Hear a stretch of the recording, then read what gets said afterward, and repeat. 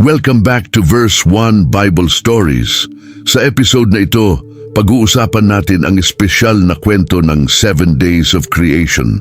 Alam niyo ba na sa loob ng isang linggo, nilikha ng Diyos ang lahat ng bagay na nakikita natin? Mula sa liwanag ng araw hanggang sa mga bituin sa gabi. Samahan niyo ako sa pagtuklas ng bawat araw ng paglikha. Matutunan natin ang mga aral tungkol sa kapangyarihan ng Diyos at ang halaga ng pahinga. Kaya kung handa ka na, tara na, simulan na natin ang kwento. Ang unang araw ng paglikha, sa pasimula, nilikha ng Diyos ang langit at ang lupa. Genesis chapter 1 verse 1. Isipin mo ito, wala pa talagang kahit ano, walang mundo, walang tao, walang mga bituin.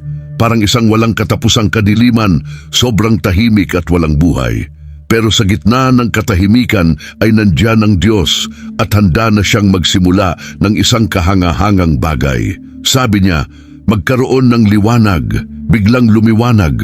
Mula sa wala, nagkaroon ng maliwanag na liwanag na nagpaalis sa dilim. Hindi doon natapos ang Diyos. Hinati pa niya ang liwanag at ang dilim. Tinawag niya ang liwanag na araw at ang dilim naman ay tinawag niya na gabi. Dito nagsimula yung alam nating cycle ng araw at gabi. Sa unang araw pa lang, napakaraming nangyari. Mula sa kawalan, nagkaroon ng liwanag at nagkaroon tayo ng oras, ang umaga at gabi. Grabe, di ba?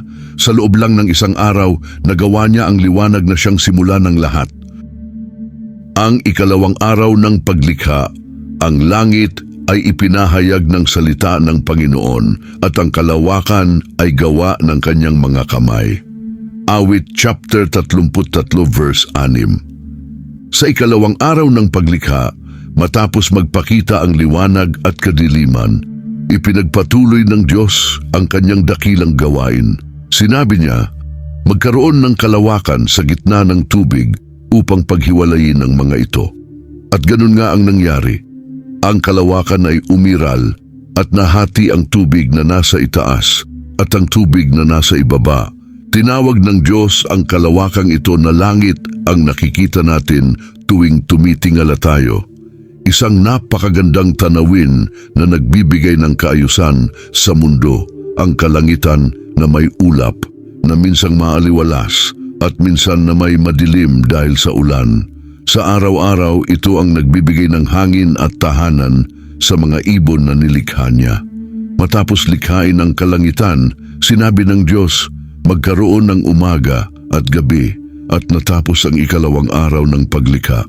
Ang araw na ito ay nagpapaalala sa atin ng kaayusan at kagandahan na inihanda ng Diyos mula sa simula. Ang kalangitan na ating nililingon ay bahagi ng kanyang plano upang bigyan tayo ng liwanag at buhay. Ang ikatlong araw ng paglikha, ang lupa ay sa Panginoon at ang lahat ng narito ang sanlibutan at ang mga naninirahan dito.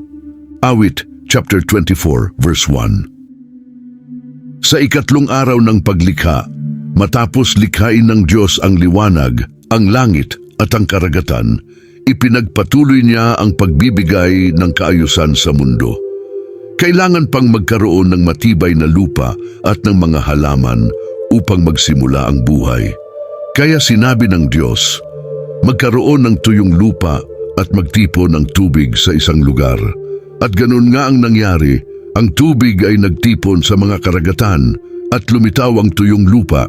Tinawag ng Diyos ang lupa na lupa at ang tubig na nagtipon ay tinawag niyang dagat.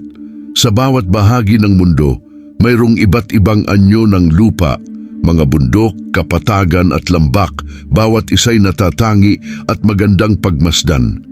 Pagkatapos sinabi ng Diyos, magkaroon ng mga halaman, punong kahoy at mga prutas. Biglang nagsimulang mamulaklak ang mga halaman, lumaki ang mga puno at nagkaroon ng masaganang prutas. Ang kalikasan ay napuno ng buhay at kulay. Ang mga bulaklak ay nagbigay ng bango. Ang mga puno ay nagsimulang magbigay ng lilim at bunga. Nagsimulang umusbong ang kagandahan ng kalikasan. Matapos ito, sinabi ng Diyos, magkaroon ng umaga at gabi.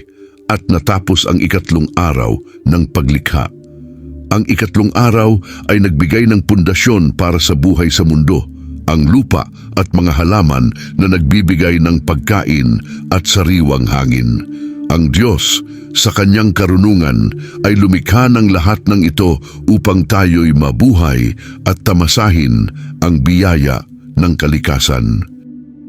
Ang ikaapat na araw ng paglikha, nilagay ng Diyos ang mga ilaw sa kalangitan upang magbigay liwanag sa ibabaw ng lupa, upang mamahala sa araw at sa gabi, at upang maghiwalay ng liwanag mula sa dilim. Genesis chapter 1 verse 17 to 18. Sa ikaapat na araw ng paglikha, ipinakita muli ng Diyos ang kanyang kapangyarihan at kaayusan. Pagkatapos likhain ng lupa, dagat at mga halaman sa ikatlong araw, oras na para bigyan ng liwanag ang buong kalikasan. Sinabi ng Diyos, magkaroon ng mga ilaw sa kalangitan upang magbigay ng liwanag sa lupa, upang paghiwalayin ang araw sa gabi. At ganoon nga ang nangyari. Nilikha ng Diyos ang araw upang magbigay ng liwanag at init sa buong maghapon. Ang araw ang nagbibigay ng buhay sa mga halaman at nagbibigay ng enerhiya sa mundo. Pagkatapos, ginawa rin ng Diyos ang buwan upang magbigay ng liwanag sa gabi, kasama ang mga bituin na kanyang nilikha upang kumislap sa kalangitan.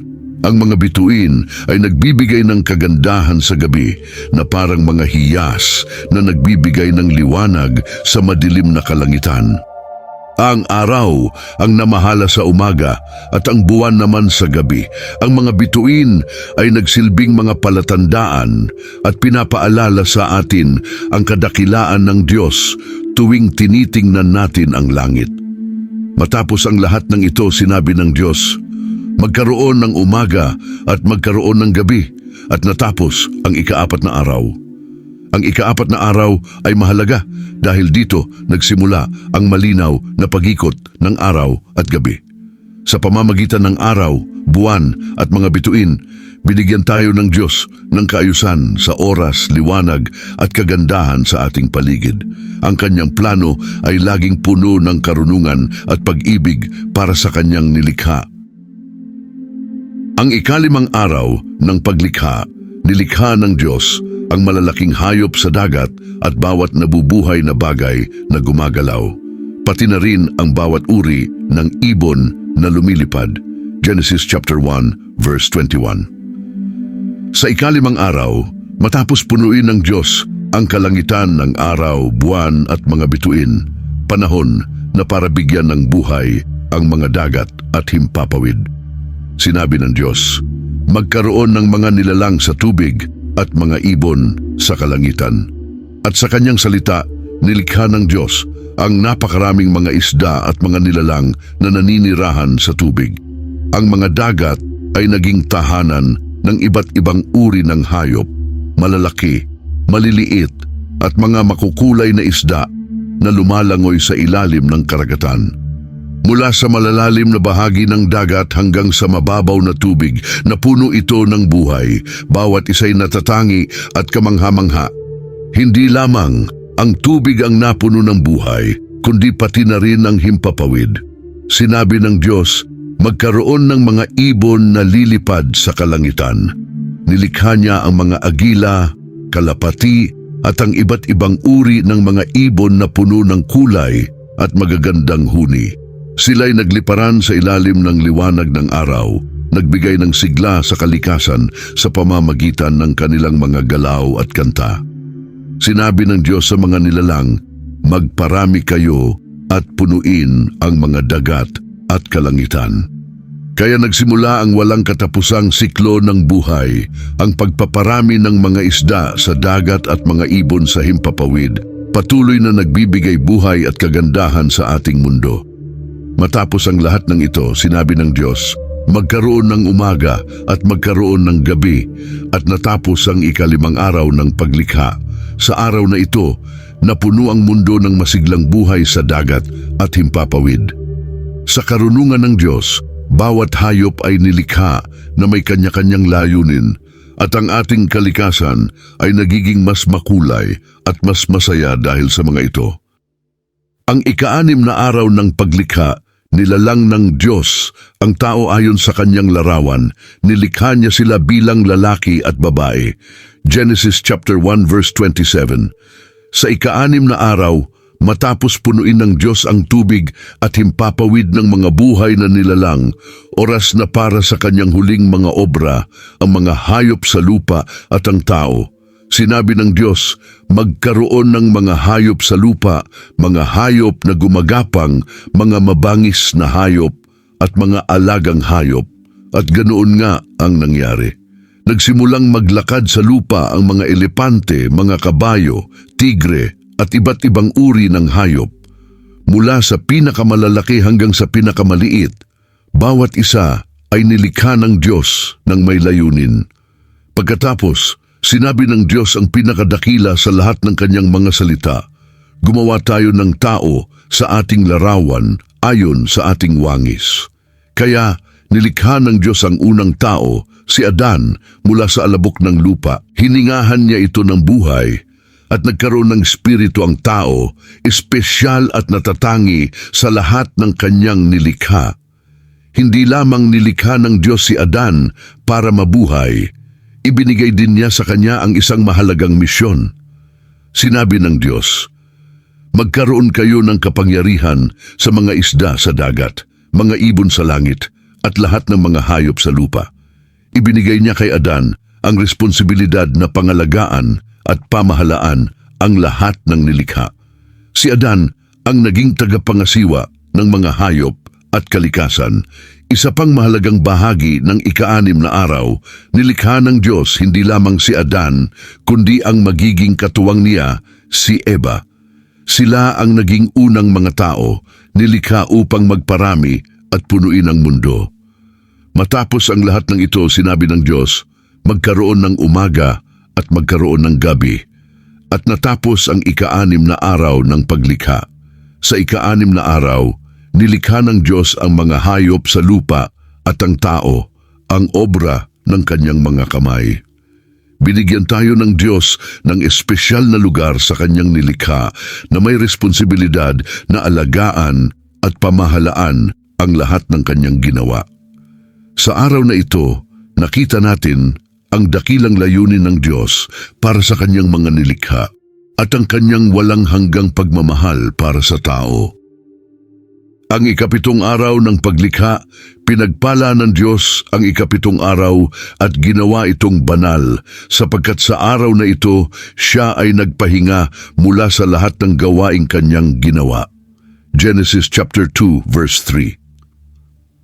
Sa ika-7 araw, matapos ang 6 na araw ng kahangahangang paglikha, mula sa liwanag, langit, lupa, mga halaman, hayop, hanggang sa tao, nagdesisyon ang Diyos na magpahinga. Hindi dahil sa siya ay napagod, kundi upang ipakita sa atin ang kahalagahan ng pagpapahinga at pagninilay. Sa araw na ito, itinigil ng Diyos ang kanyang mga gawain at itinuring ang araw na ito bilang isang banal na araw na tinawag nating Sabat. Ipinapakita ng Diyos sa atin na mahalaga ang pagkakaroon ng oras upang huminto, magpahinga at pagnilayan ang mga biyayang ibinigay niya sa atin. Ang Sabat ay hindi lamang tungkol sa pisikal na pahinga, ito rin ay panahon para sa espiritual na pahinga, pagmumuni-muni sa kabutihan ng Diyos, pagpapasalamat sa lahat ng kanyang mga gawa, at pagpapahalaga sa ating buhay at kalikasan. Ipinapaalala sa atin na sa kabila ng ating abalang buhay, dapat nating itigil ang lahat ng gawain paminsan-minsan upang bigyang oras ang ating sarili, ang ating pamilya at ang Diyos. Sa pagtatapos ng ika-7 araw, ang pahinga ng Diyos ay naging halimbawa para sa atin na maging balanse hindi lamang sa ating trabaho, kundi pati na rin sa ating kapahingahan at sa ating relasyon sa may kapal. Kaya, Sa ikapitong araw, natutunan natin ang kahalagahan ng pahinga at pagninilay sa mga biyayang natanggap natin. Ang galing ng Diyos sa kanyang pagmamalasakit hindi lamang sa ating pisikal na pangangailangan, kundi pati sa ating kaluluwa. Hanggang dito na muna ang ating kwento ng 7 araw ng paggawa. Sana ay na-inspire kayo sa bawat araw ng paglikha ng Diyos. Kung nagustuhan nyo ang kwento, mag-subscribe sa ating channel para sa higit pang Bible stories. Maraming salamat, hanggang sa muli. God bless.